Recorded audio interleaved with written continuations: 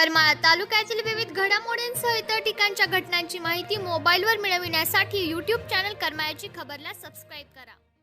करमाळा तालुक्याच्या सीमावर्ती भागात असलेल्या जामखेड तालुक्यातील जवळा आणि कर्जत तालुक्यातील राशीन परिसरात बिबट्यासदृश्य प्राण्याचा वावर स्पष्ट झाल्याने खळबळ उडाली आहे। सध्या ऊसतोडीचा हंगाम ऐन जोमात असताना शेजारील तालुक्यांमध्ये बिबट्याचे अस्तित्व समोर आल्याने करमाळा तालुक्यातील वाड्या वस्त्यावरील नागरिकांनी आता सावध राहणे गरजेचे बनले। करमाळा तालुक्याचा इतिहास पाहता प्रामुख्याने ऊसतोड हंगाम काळात ऑक्टोबर ते डिसेंबर या काळात बिबट्याचा वावर या ठिकाणी आढळून आलेला आहे।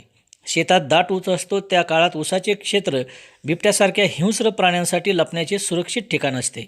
ऊसतोड सुरू झाल्यानंतर बिबटे इतर ठिकाणी स्थलांतरित होऊ लागतात, त्यामुळे बिबटे दिसून येतात।